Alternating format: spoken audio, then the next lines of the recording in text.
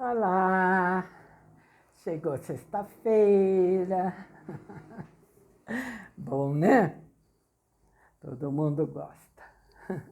E nós vamos continuar a nossa história do Aladim, tá bom? Nós paramos que a princesa chegou lá no palácio que o gênio construiu para ele, né? E disse para ele que ela gostou muito. Aí o Aladim ficou todo contente e pegando-lhe a mão, que beijou com demonstração de alegria, conduziu-a para um grande salão iluminado por um sem número de velas, e onde, pelos cuidados do gênio, estava posta uma soberba mesa. Os pratos de ouro maciço continham deliciosas iguarias. Os vasos, as travessas e os copos também eram de ouro finamente lavrado. Os outros adornos do salão correspondiam perfeitamente a tão grande riqueza. A princesa, encantada por ver tantas riquezas juntas, disse a Aladim: Príncipe, até hoje pensei que nada no mundo fosse mais belo que o palácio do sultão, meu pai. Mas basta-me ver apenas este salão para reconhecer que me enganei. Princesa, respondeu-lhe Aladim, fazendo-a sentar-se no lugar que lhe era destinado. Apraz-me recebê-la em tão grande honra. Badrubudur, Aladim e sua mãe sentaram-se. Imediatamente um coro de instrumentos dos mais harmoniosos, acompanhado de belíssimas mulheres, iniciou um concerto que durou até o fim do banquete. A princesa, deslumbrada, disse que nunca ouvira coisa semelhante no palácio do sultão, seu pai. Mas não sabia que os executantes eram fadas, escolhidas pelo gênio, escravo da lâmpada. Terminado o banquete e rapidamente retirada à mesa, um grupo de dançarinos acompanhou os músicos, dançando de acordo com o costume do país. Finalmente, 2 deles dançaram sozinhos, com graciosa leveza, revelando cada um por sua vez toda a habilidade que possuíam. Já era quase meia-noite quando, obedecendo à praxe da China naquele tempo, Aladim se levantou e deu a mão à princesa para dançarem juntos e pôs, assim, fim às cerimônias do casamento. Tão bem se deram que causaram admiração em todos os presentes. Depois, Aladim não deixou a mão da princesa e juntos rumaram para o aposento, onde fora preparado o leito nupcial. As aias da princesa ajudavam-na a despir-se e deitaram-na. Os camareiros de Aladim fizeram o mesmo com ele e todos se retiraram. Estavam terminadas as cerimônias do casamento de Aladim com a princesa Badrubudur. No dia seguinte, quando Aladim despertou, apresentaram-se-lhe os camareiros que o vestiram com uma veste diferente da véspera, mas igualmente magnífica. Em seguida, Aladim pediu um cavalo. Montando-o, dirigiu-se ao palácio do sultão com um grande séquito de escravos. O sultão o recebeu com as mesmas honras que a primeira vez, abraçou-o e, depois de fazê-lo sentar-se perto do trono, ordenou que servissem o café. Senhor, disse Aladim, suplico-vos dispensar-me hoje desta honra e peço-vos o prazer da vossa companhia no palácio da princesa. Podereis ir acompanhado do vosso grão-vizir e dos vossos cortesãos. O sultão aqueceu, levantou-se no mesmo instante e por não ser longo o trajeto, quis ir a pé. Assim, saiu com Aladim à direita, o grão-vizir à esquerda e os cortesãos atrás, precedido pelos arautos e principais guardas do palácio. Quanto mais o sultão se aproximava do palácio de Aladim, tanto mais surpreso ficava perante a maravilha. Mais assombrado ficou ao entrar. As exclamações não cessavam um instante, aposento após aposento. Mas quando chegaram ao salão das 24 janelas, para onde Aladim o convidara a subir, e quando lhe viu os adornos e, sobretudo, as persianas incrustadas de diamantes, rubis e esmeraldas, e depois de Aladim lhe explicar que a riqueza era a mesma no lado de fora, tão surpreso ficou que perdeu a fala. Finalmente conseguiu dizer: Vizir, é possível haver neste reino, e tão perto do meu palácio, outro supremo ignorado até agora? Deveis lembrar-vos, respondeu o grão-vizir, que anteontem concedestes a Aladim, ao qual havíeis acabado de reconhecer como vosso genro, a permissão de construir um palácio em frente do vosso. No mesmo dia, ao pôr do sol, não existia ainda este palácio. E ontem tive a honra de vos anunciar, logo de manhã, que estava pronto. Lembro-me, respondeu o sultão, mas nunca poderia imaginar que este palácio resultaria uma das maravilhas do mundo, onde se encontram no mundo pilares maciços de ouro e prata, em vez de pilares de simples pedra ou mármore, e janelas com molduras incrustadas de diamantes, rubis e esmeraldas. Nunca se viu coisa igual. O sultão quis admirar a beleza das 24 janelas, mas contou apenas 23 da mesma riqueza e ficou muito surpreso por estar a 24ª imperfeita. Vizir, disse, admira-me que um salão tão magnífico tenha ficado imperfeito neste lugar.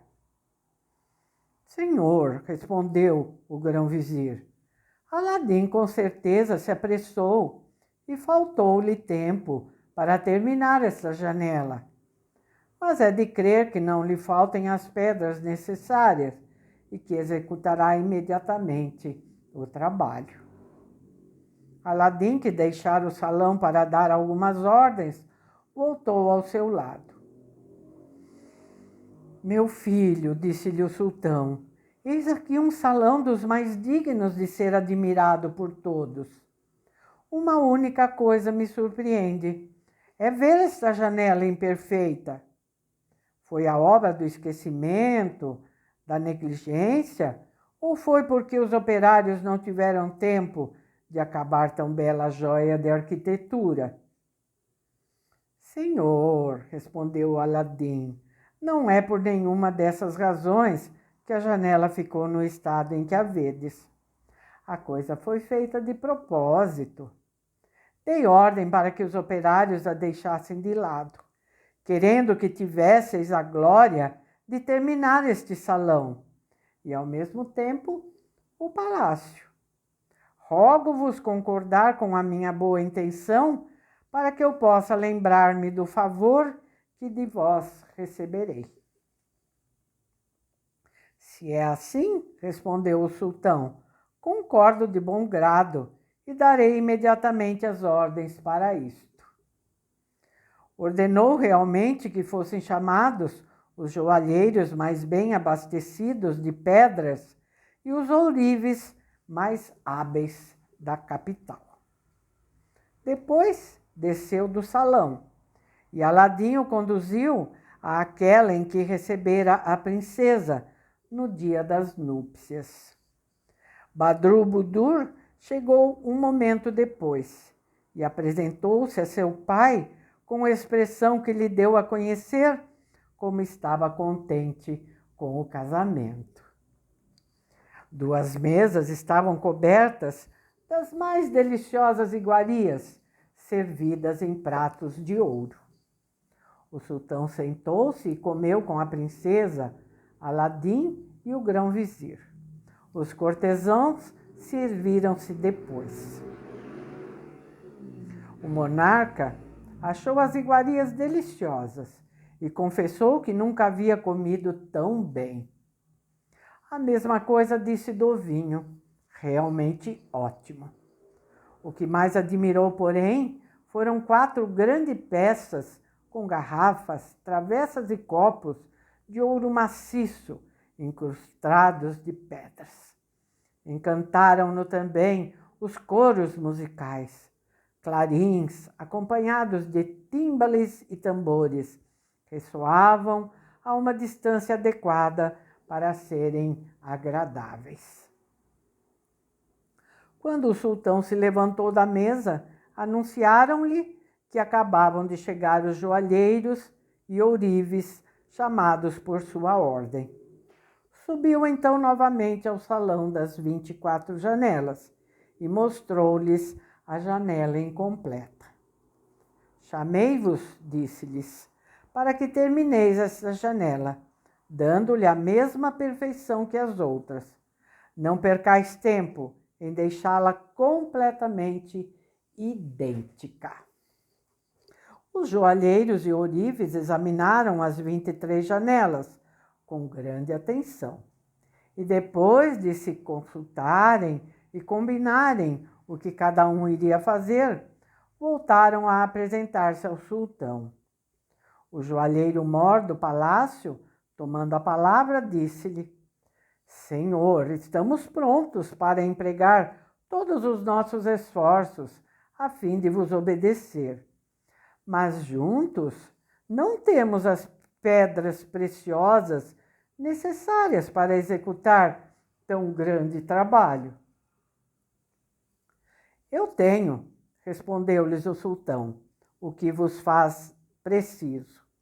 Vinde ao meu palácio, que eu vos mostrarei, para que possais escolher. Quando voltou ao palácio, mandou o sultão buscar as pedras, e os joalheiros escolheram grande quantidade, especialmente das que haviam sido dadas de presente por Aladim. Empregaram-nas sem perda de tempo, mas o trabalho não parecia progredir, e eles voltaram a buscar outras. Um mês depois, não tinham feito ainda a metade do serviço, apesar de se valerem das pedras do sultão e das que o grão-vizir lhes emprestou.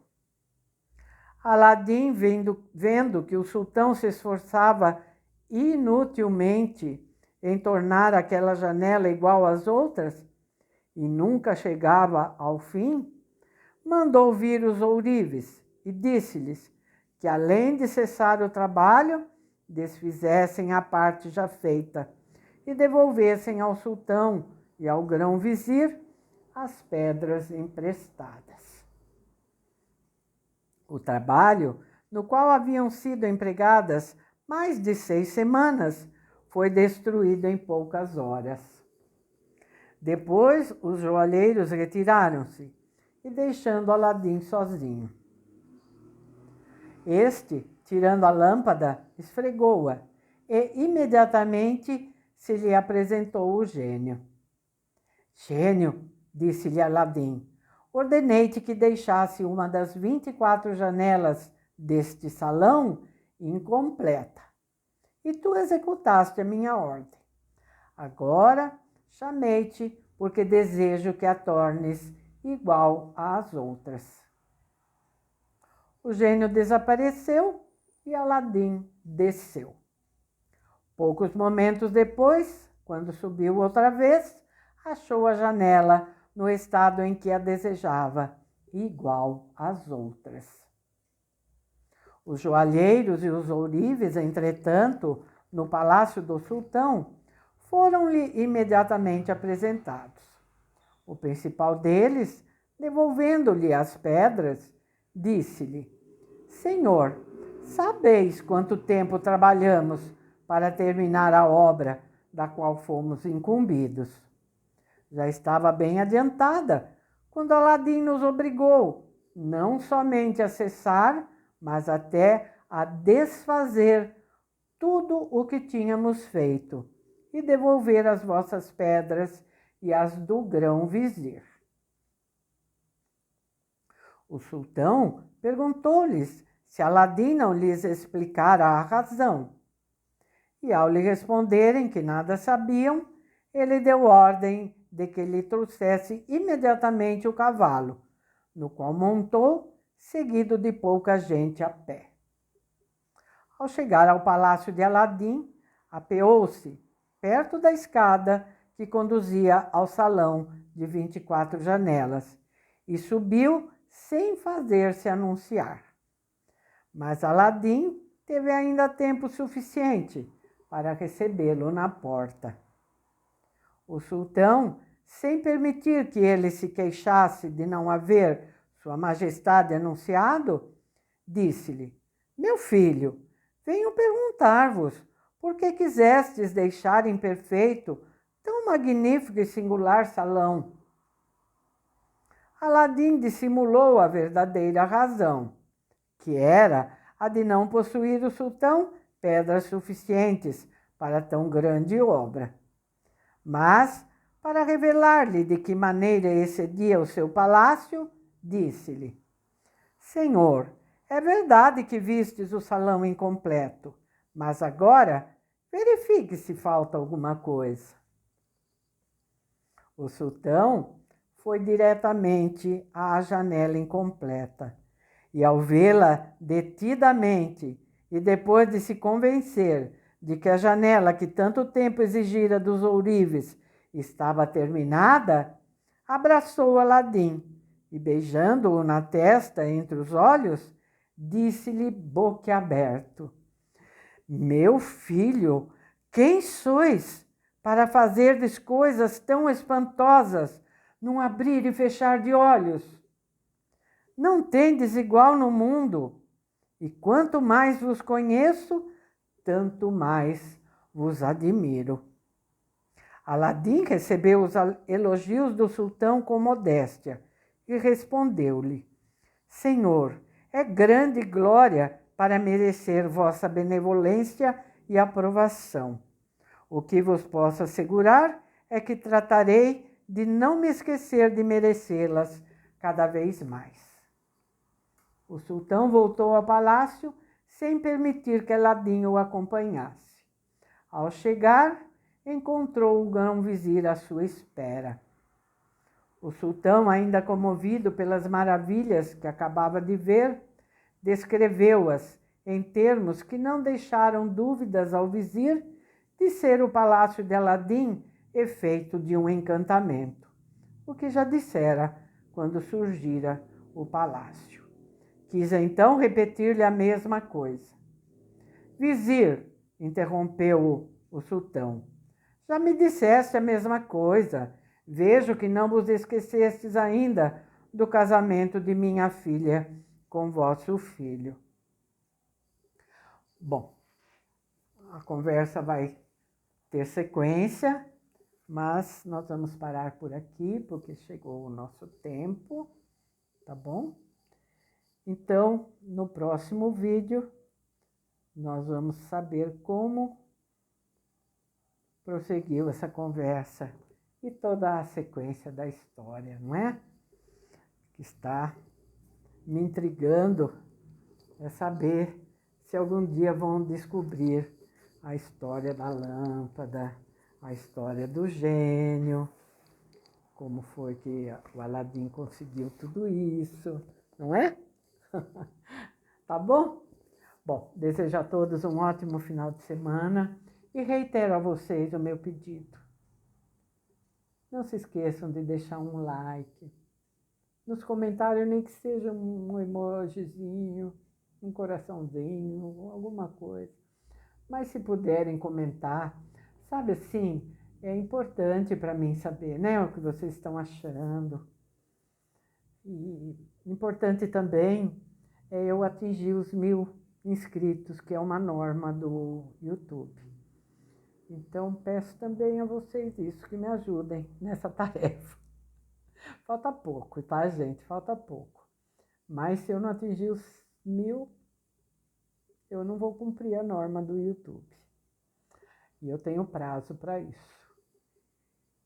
Então, eu peço a vocês que, além de estarem inscritos, de acionarem o sininho, de curtirem, de comentarem, eu peço também que compartilhem, quem sabe, algum vídeo que vocês gostaram,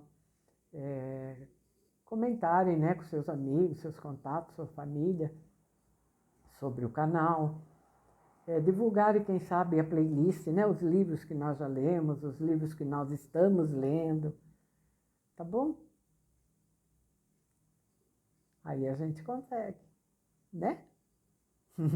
Tá bom? Agradeço demais, viu? Toda ajuda que eu sei que vocês têm me dado, tá? Então, um beijo para vocês. Muito obrigada e um ótimo final de semana para todos. Tchauzinho, até segunda-feira, se Deus quiser.